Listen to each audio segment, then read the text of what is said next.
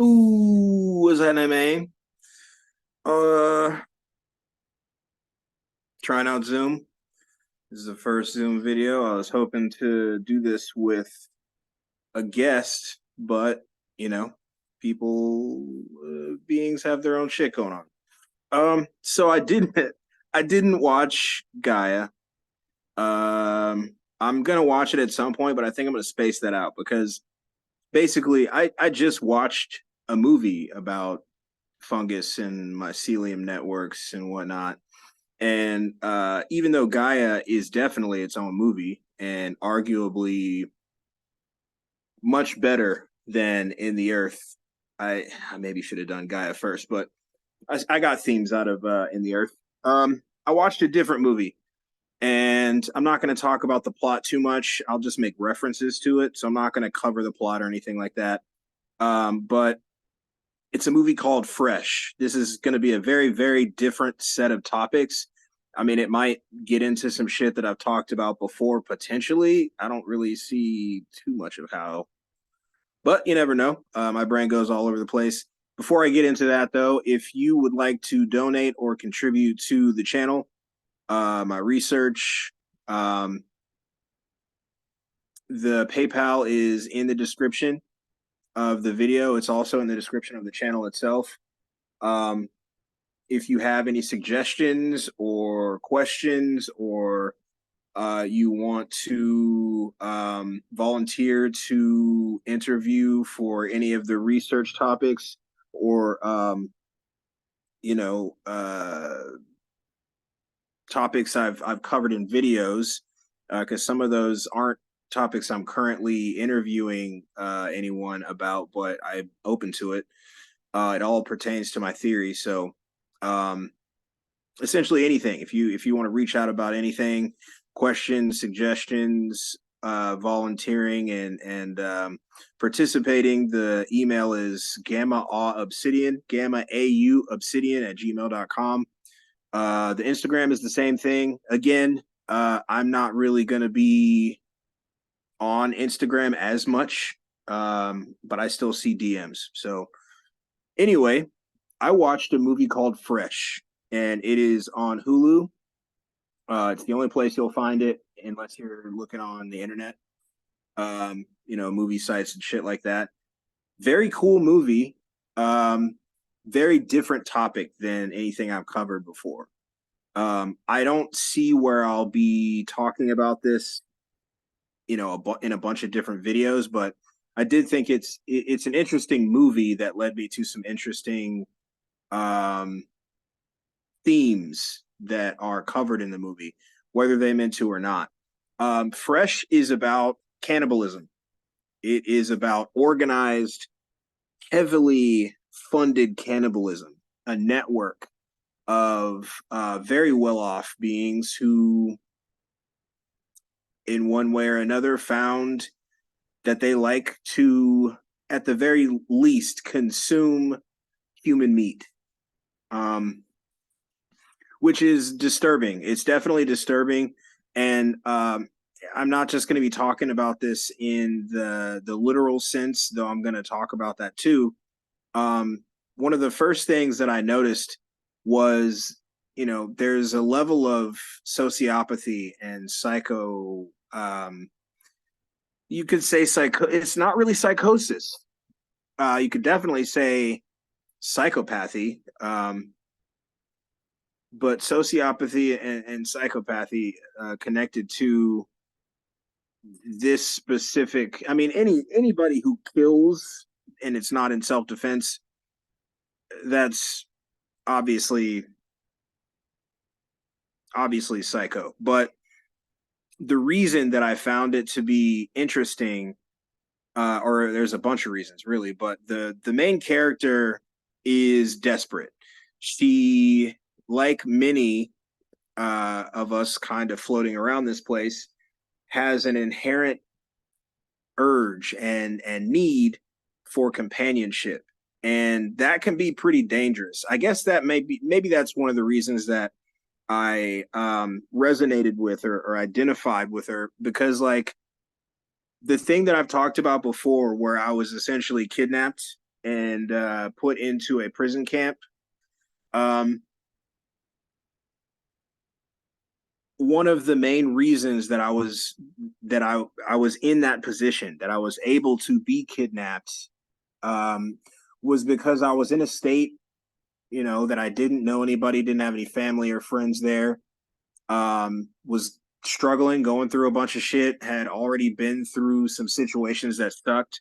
I might talk about that at some point, but I don't really see the value of it too much other than, sharing my story. Doesn't have any metaphysical or, esoteric or any of the stuff that I talk about value to the those things, those experiences. But maybe Patreon or something like that, if that ever ends up being something that y'all are interested in. Anyway, um, I'm a very, very social person, and I don't know if that's the right word. I think more so than anything, companionship has always been something that I yearn for, um, and it has gotten me into shitty situations a lot. Um, and I think deep down, it has a lot to do with what I started this channel for, finding, those of you that are watching that are like me. Um, and I talk about this all the time. I'm just saying it in this way. I say it in each video though that I talk about it in. I say it that way because, if I just go into speaking about it, it sounds strange, but um, I believe there are leveled consciousnesses, and I believe that those of us that are on the level that I am on, not in any kind of like hierarchy sense of the word, but like um, you know, that resonate with the way that I am, um, from a sense of being, not just like intelligence. Because most of the time when people talk like that, they're talking about their intelligence level. That's not what I'm talking about. It's more of a soul thing, but I think that leads me to not only looking for you all, but looking for like anyone else, someone to be with, a woman to be with, and within that, I got kidnapped and dragged into her shit, put in prison, and she wasn't a good person and didn't speak up for me. Or actually, what happened was initially she did speak up for me, and then the cops very quickly got her to like be dishonest and flipped her, because once they arrest you, a lot of people don't know this, but once they arrest you, they're under the gun. They kind of need for you to be guilty because it looks bad. The longer they keep you, the worse they treat you, the more things they say to you that are fucked up, the more recourse you may potentially have. And it just kind of happened that way. But the character in this movie is like that, and she's doing the apps and all that shit, and they make some examples, but she meets this dude, she starts dating him, and he drugs her. She wakes up chained to something, and essentially this dude is a doctor who is, more specifically than just a doctor, he is um, a psychopath. He is a psychopath who also happens to be a cannibal. He didn't really explain himself well, as far as like, because she asked him outright, how did you start doing this, eating people? And he kind of says, but he doesn't really say. He just says how old he was and that he knew he was different, and so on and so on. Um, but it kind of delved into the psychology of someone that could do some shit like this. And there were themes that I noticed in not only the explanation of him, but he also tried to explain the community, as he called it. And this was a whole network, like a very, very intricate and well funded network of rich fucks that kidnap and sell and buy and eat people. And the first reason I'll say that I found this to be something that I might want to cover on the channel is because we we don't only we not only look into finding the reality of ourselves, but the realm that we find ourselves in, trapped in. um and there are kind of horrors that are attached to this place, that those of us that are aware of these things, we don't just see them um as realities of this realm. We see them as clues as to what type of place this is. You know, a lot of us talk about how we're done with this place. We don't want to be here. We've always known that this place was fucked up or off. And, this is one of the bigger aspects that lends to that you can use as an example for why, many of us feel the way we do about this place. Um, it's hundreds of thousands of people, of beings, disappear every single year. The statistics that are attached to this are mind blowing, and it's something that as a civilization, everyone just ignores until very recently. And it seems to be more so politicized than beings actually kind of giving a shit about it. Because just like with the economy and all the things that I talk about, where I, say we just need to stop participating and we can make real change, it's very similar to that. If we all just kind of said, what the fuck? Like, all these people are disappearing and there's just not really much done about it. There's a popular statistic that everyone is fairly aware of, to the point where there's a TV show named after the statistic. First 48. If you don't find someone in the first 48 hours, um, they tend to have a much harder time finding them.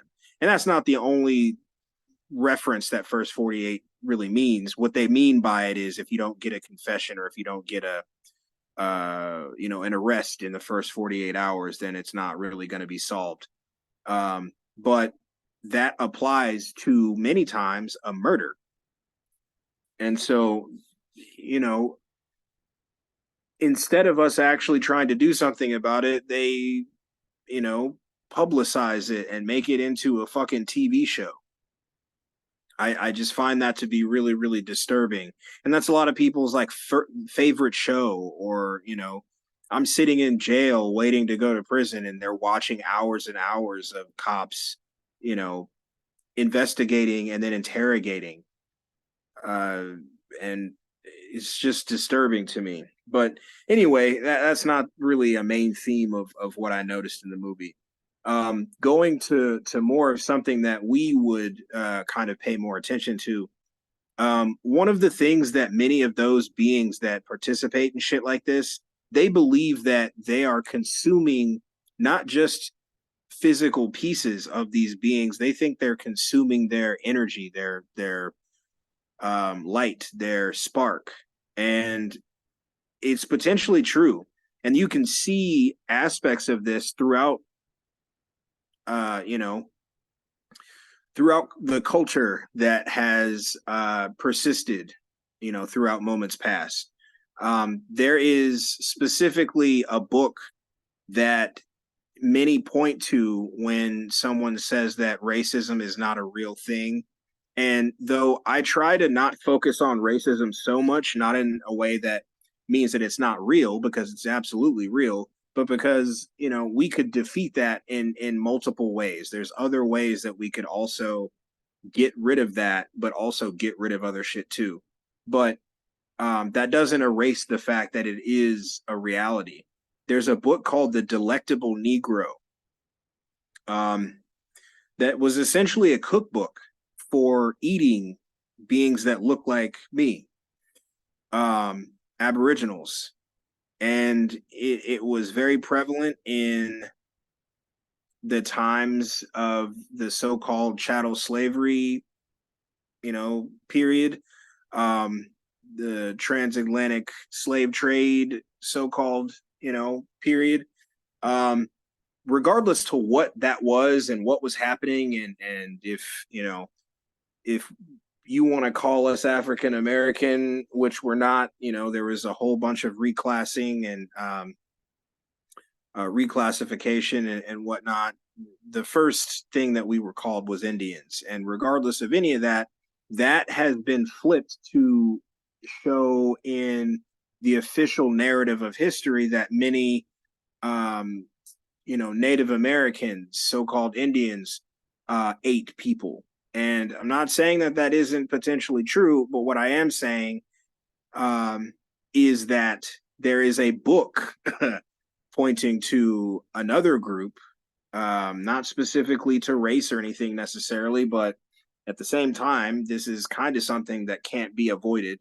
Um, those that were not prisoners of war and were not working on their own land as prisoners of war, um, that had recipes for eating brown people. And I'm sure that it didn't just stick to brown people, because there's a level of addiction that apparently happens with this, which is depicted in another movie called Ravenous. You'll find it hard to find that movie because there's another movie on Netflix now called Ravenous that's about fucking zombies. It sucks. But there is another movie older than that called Ravenous, that displays not only how you see a sort of mad cow disease effect with humans that eat humans, meaning it drives them nuts. They lose their fucking mind, but also it becomes addicting to them, and that becomes all they think about, to a degree, to an extent.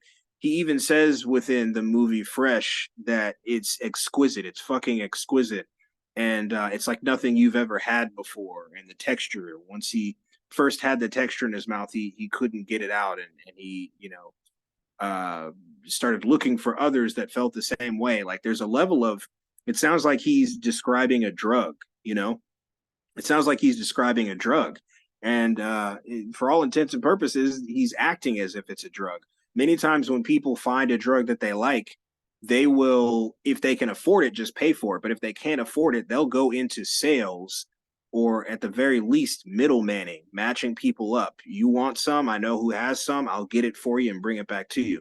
Middlemanning. They'll become involved in the market so that they can get the drug for themselves, for at the very least a whole lot less money, if not for free. It's no different here. This dude became a doctor, because when he started, he wasn't a doctor. He was just a kid. He said he was like 19 years old. He became a doctor to do this. He married a specific woman who was involved in this stuff so that he could make a name for himself, he called it. And he became the supplier for all of these rich pieces of shit that not only wanted to consume the meat, the life force, the essence of young women, but they also wanted to feel connected to them. So he would not only kidnap them and keep them alive and slowly take their parts, but he kept their phone, he kept pictures, he kept personal items, and sent those in almost like a loot crate box. Like, it was very disturbing how they did this service, because they made a box for you. And at one point he said he makes the main character a meal because she's very smart. She's realizing that she has to re-ingratiate herself to him because he actually likes her.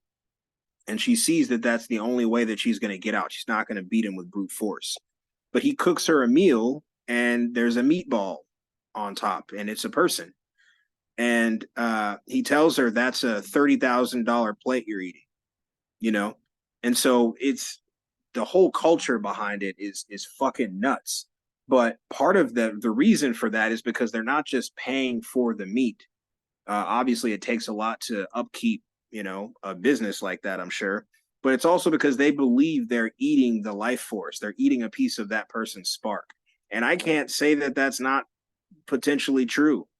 We don't know how any of this technology works. We don't know what we are.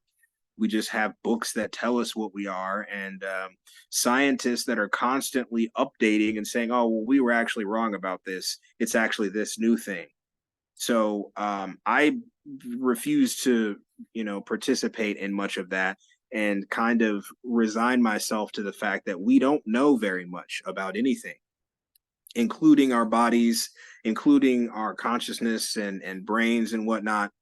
And so looking into this movie and seeing the psychology behind this dude who has built a whole life around taking people, taking women, and preying on their longing for someone to be with, and then slowly, very, very slowly taking their life force from them and selling it to another being. And, the entire time I'm watching this movie, in the back of my head, I'm thinking, this is not fiction. There are many movies like that. That's why I've started talking about movies sometimes. Because I enjoy them. I realized today, probably a good 10,000 movies in my lifetime. But it's not just that. It's the fact that you can gain so much perspective and meaning from seeing not only the psyche behind those that write these movies and these books and series, but also the stories that are redundant, the themes that are redundant. And fact of it is, there are so many things that we ignore that many are aware of, but this is one that no one wants to shine a light on. No one wants to be conscious of it. They would rather have it stuck in their subconscious, because everyone knows that there are hundreds of thousands of uh, just adults that disappear. That's not even counting the children that disappear. And these are things that people have started talking about, but like I said, it's almost become politicized, where you're proving something to others if you say save the kids, or you talk about specific nefarious stories of underground tunnels and hotels that have trap doors and people coming to the door and trying to open it. These are all connected. They're all connected to people moving and people selling, and more grotesquely, people using in different ways. I'll say it like that, because it's not just the concept of potentially consuming, but there's other ways that beings are being consumed once they have been sold. And I don't know, the movie's good, uh, but it made me think so many things as I'm watching it. And there's the social aspect of every not everyone, lots of beings feel the need to be with someone. They feel the urge, they feel the the biological, excuse me, they feel the biological longing of wanting to be with someone, and it becomes almost dangerous. And that's not news to anyone necessarily, but much like with the cult thing that happened kind of recently, close to home, um, I had to say to one of us that was being propositioned, that was being pursued, you know, they might not let you leave, and he hadn't thought of that. He was just like, oh, well, I might not like it. And then how, I don't know that I'd be able to afford to get back, or I don't know how I would get back. And I added to that, like, oh, well, they also might not let you leave. Like, they might keep you. You have no idea what they're doing in that place. Um, so our collective longing for finding each other, I'm not the only one that's looking for us. I'm not the only one that's trying to get closer to what I feel out there. Um, I think we all feel that way. And I think that there are others that are not us that are taking advantage of that and then doing very fucked up shit, to us. Um, And I just think it's important to say something about that because we could avoid that by not fucking letting them do it, you know, being more attentive, being more, uh, you know, being more,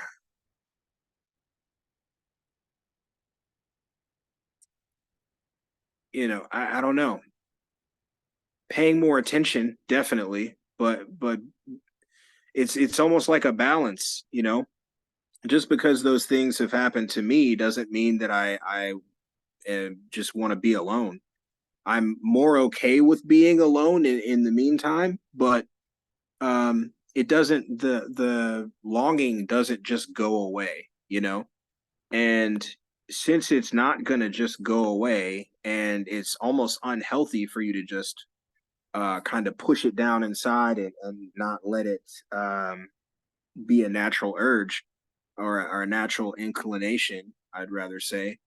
Um, it kind of behooves all of us to reshape it and kind of reinforce it so that we're not just like as soon as someone says some stuff that resonates with us or as soon as someone attractive comes along and shows us some attention and some affection rather than just going for that, being more vigilant. That's the word I was looking for. Being more vigilant with, how we approach these things, not just getting in the car with someone because we're so tired of being alone or so, you know, uh,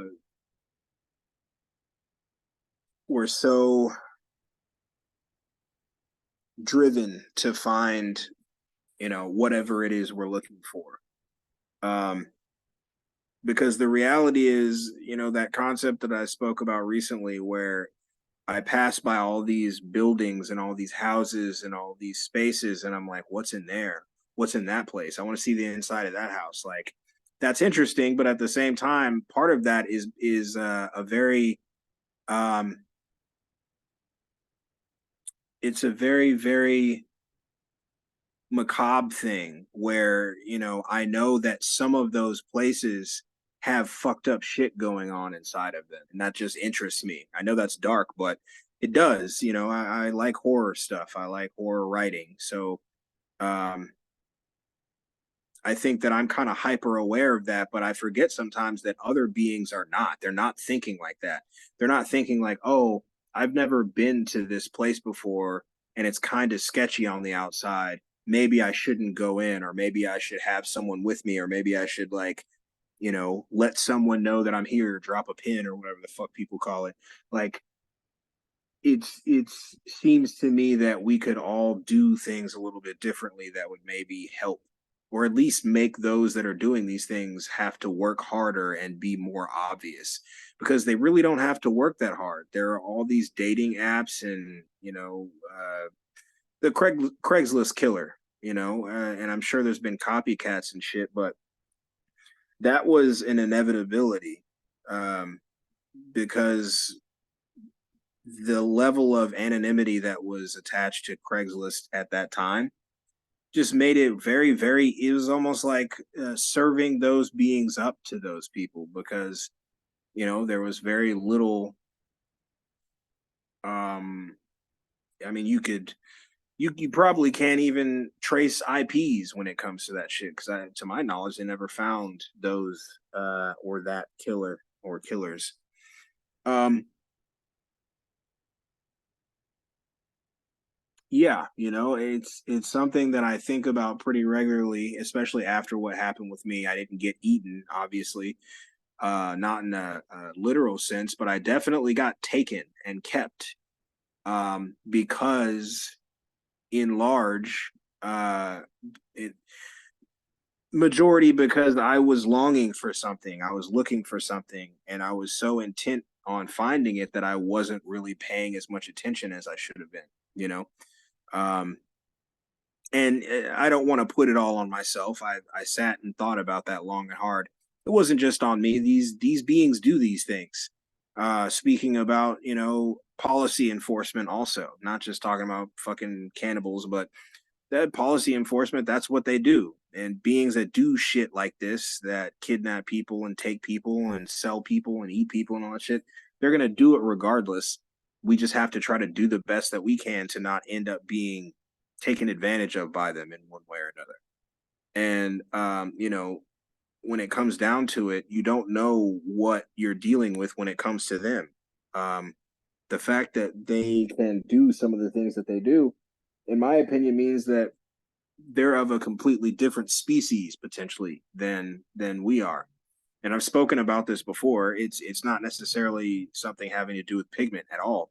If anything, I like I said, I think it has more so potentially to do with lineage, like blood lineage, which has nothing to do with pigment. There are people that are related that don't look anything alike, including pigment, but blood, from what I can tell, doesn't lie. You know, you can look at someone like the first brown president and say, "Oh, well, you look different than them," but you know, you're cousins with this other dude that was president also, and you're both, the rest of you, all of you, are related to this king from the UK.